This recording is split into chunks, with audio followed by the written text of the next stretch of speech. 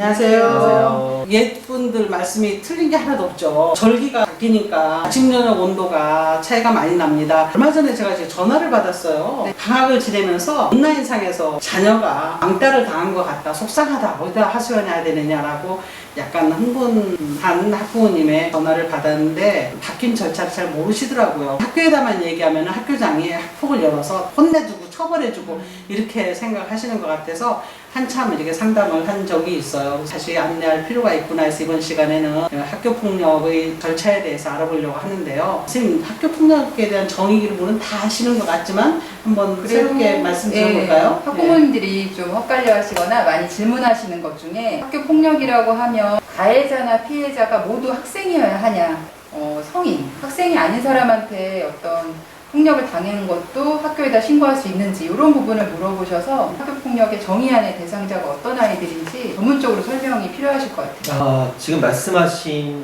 학교폭력의 범주에는 사실 학생과 학생뿐만이 아니라 가해자가 학부모일 수도 있고요. 학교 밖에 일반 사회인일 수도 있고 또 교직원이 될 수도 있습니다. 학교폭력을 정의를 드리면 학교 내에서 학생을 대상으로 발생하는 신체, 정신 또는 재산의 피해를 수반하는 행위를 말하고 있습니다. 우리 피해는 학생이 있지만 가해는 다른 성인이 될 수도 있고 또 학생이 될 수도 있고 네. 그런 경우를 다 포함하는 거겠네요. 그러나 이제 보통 학교에서는 보통 이제 학생과 학생 간의 그런 네. 학교 폭력이 주로 이제 많이 발생을 하고 있고요. 사이버상의 그 폭력이 굉장히 폭증하고 있는 이런 현상을 좀 보이고 있는데, 절차를 좀 이제 말씀을 좀 드리면, 먼저 징후가 포착이 되면요, 즉시 신고를 하셔야 됩니다. 제가 또 상담 교사다 보니까 질문을 종종 받는 게 학교에다 직접 신고해야 되느냐, 경찰에다가 직접 해야 되느냐, 어떤 게 더 강도가 세고 어떤 게 더 먼저냐라고 질문을 하시는 경우가 종종 있으세요. 다 할 수 있습니다. 학교에다 할 수도 경찰이나, 있고요. 네네. 또 이제 117이나 경찰서에 직접 전화를 해서 신고도 가능합니다. 그럼 절차가 네. 달라지나요? 일단 이제 경찰서로 신고를 하셔도 학교로 이렇게 연락이 옵니다. 결국에는 학교에서 네. 절차를 밟는 거죠? 네, 그래서 정식 우리 학교폭력 절차는 네. 학교에서 이렇게 이루어진다고 보시면 될 것 같아요. 경찰에 신고하면 이 학생이 경찰서로 조사를 받으러 다닌다 소리를 들은 적 있어요. 그렇습니다. 신고가 들어가면 이제 경찰서에도 신고 접수가 됐기 때문에 그 사안을 조사할 의무가 있습니다. 네. 어린 학생이 네. 학교폭력으로 인해서 학교에서 절차를 밟고 해결될 수 있는 문제를 경찰서에까지 왔다 갔다 하는 거는 참 또 다른 충격일 수 있을 것 같아요. 설사 본인이 피해자로 되더라도 경찰서에 가서 진술해야 되는 거죠. 부담감이 아이가 클 것 같아요. 저희가 학교에서 또 이렇게 조사를 하면서 한계가 또 있을 수 있잖아요. 네. 그 IP를 추적을 한다든지 예. 그런 것들을 피해자 측에서 요구를 하시면 또 이제 경찰서에서 해줄 수 있는 부분이 있기 때문에 또 이제 경찰서에서 일종의 절차를 밟아서 또 해결을 해주기도 합니다. 그러니까 문제 해결을 위해서 중간에 학교폭력이 신고가 됐을 때 학교에서는 이루어지지만 필요에 따라서는 경찰 협조도 받을 수 있다. 그렇습니다. 일단 학교에는 그래서 이제 신고를 받으면 신고 받았다고 그래서 보고를 내부적으로 하잖아요. 대장에다가 이제 접수하고 내부적으로 합니다. 학생이나 학부모는 학교 폭력을 당했거나 목격했을 때는 학교에 우선 신고하는 것이 좋겠다. 거기까지 말씀드리죠. 학교에 신고하면은 학생부장님이니까 사안 조사를 네. 하죠.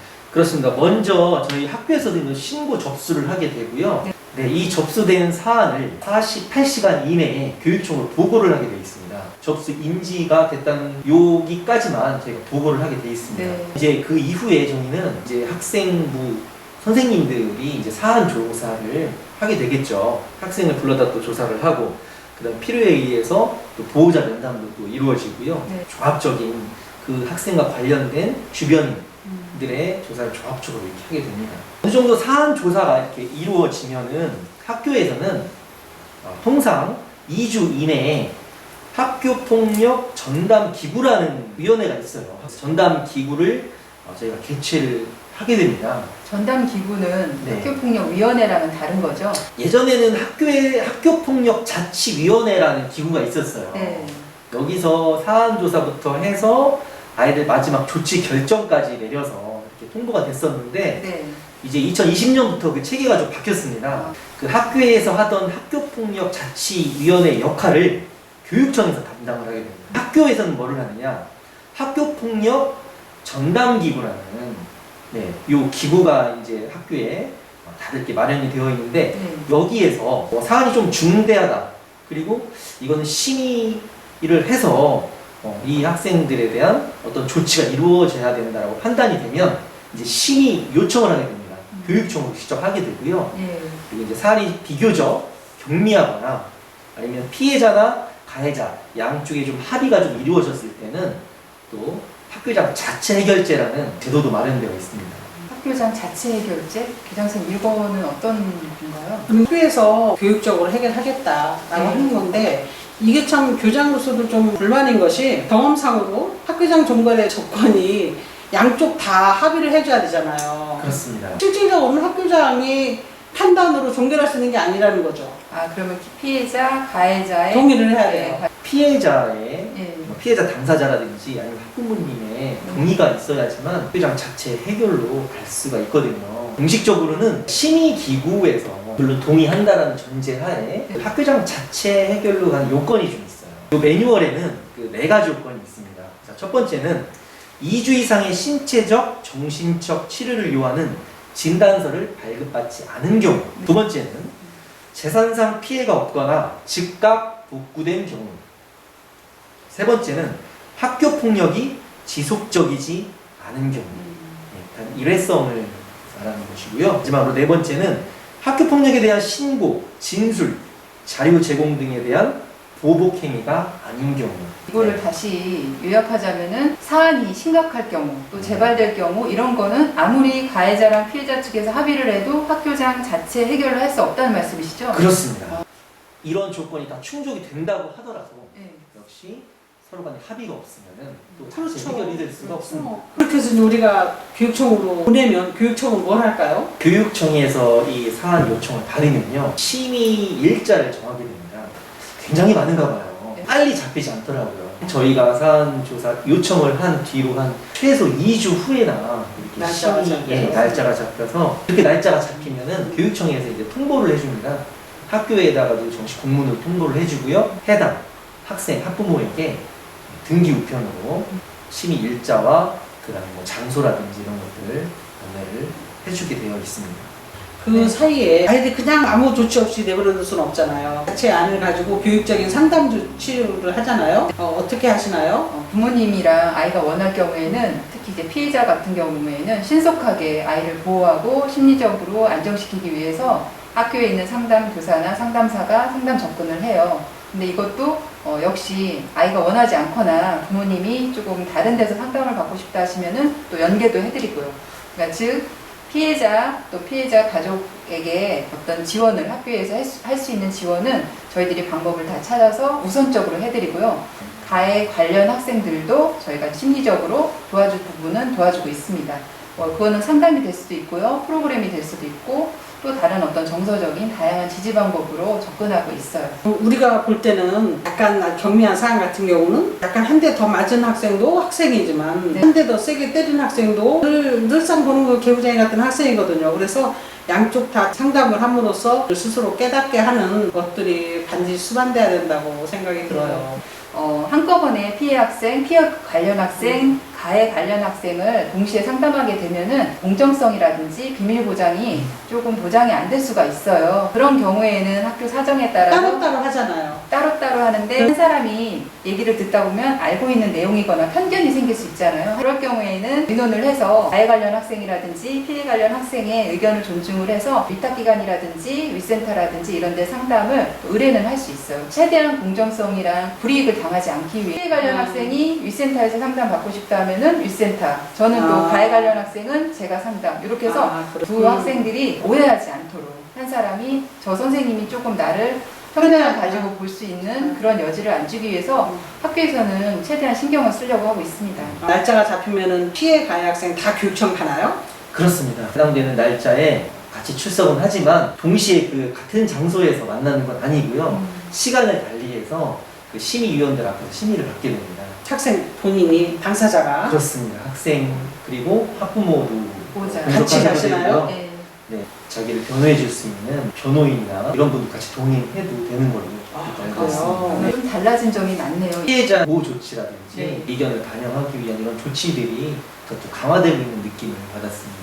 그러면은 거기서 이제 진술하고 왔어요. 얼마 있다 결과가 오나요? 결과는 뭐 오래 걸리지 않습니다. 보통 한 2, 3일 이내로 네. 바로 결정이 돼서 조치 사항을 학교에 통보를 해줍니다. 만약에 피해 관련 학생이나 가해 관련 학생이 이 결과에 대해서 승복하지 못하겠다, 불만이 있다 이럴 경우에는 어떻게 되나요? 불복하는 경우는 사실 많지는 않지만 행정심판이라는 제도가 있어요. 예. 법으로 가네요. 그렇습니다. 이 결정이 나면 어떤 결론이 나더라도 우리 아이의 학생부에 기록이 되냐, 또 피해 관련 학생 어머니도 또 그런 질문하세요. 우리 아이 학생부에도 기록되고 가해 관련 학생부에도 기록되냐 이렇게 물으시는데 어떤가요? 가해 학생 그 조치로 가장 경미한 서면 사과부터 예. 가장 높은 강제 전학까지 징계가 있는데 네. 보통 아이들이 2로 서면 사과에서 저희가 3호가 교내 봉사거든요. 여기까지 조치 결정을 받게 되면 조건부 유보대장이라고 있습니다. 그래서 거기에 기록이 돼서 생활기록부에 바로 기록되지 않지만 4호 이상을 받게 되면은 학생들이 바로 학생생활기록부에 기록이 되고 있죠. 피해 관련 학생은 기록이 안 되는 거죠. 그렇습니다. 예. 피해 관련 학생은 피해 조치이기 때문에 기록은 되지 않습니다. 당연히. 이 학생들의 사전에 기록된 학교폭력 가해 조치는 졸업 직전에 학교폭력 전담기구에 또 심의를 거쳐서 삭제가 될 수 있습니다. 다 삭제가 되는 건 아니고 거기에서 통과된 부분만 삭제가 되는 거죠. 그렇습니다. 예. 이 학생의 반성 정도라든지 네. 진실성이나 네. 이런 거를 피해 학생 측에 이렇게 대했던 이런 흔적들 네. 이런 것들을 학생부 교사 또는 담임 교사 선생님들이 이렇게 쭉 관찰을 하시고 나중에 전담 기구에 의견을 주세요. 네. 그러면 저희가 또 삭제를 졸업 직전에 그렇게 하게 됩니다. 학교장으로서는 서면사과도 그냥 학교 종결 조치를 해서 네. 회복적 생활지도 차원에서 네, 해결됐으면 그렇죠. 하는 네. 그래서 우리 아이들이 이해하고 용서를 구하기도 하고 서로 소통하고 하면서 그런 마음도 커가는 그런 학교가 됐으면 하는 생각을 해봅니다. 근데 이제 마지막으로 그 상담생 입장에서 볼 때는 4, 5 이상 받거나 이런 학생들에 대해서 어떻게 상담을 좀 하시나요?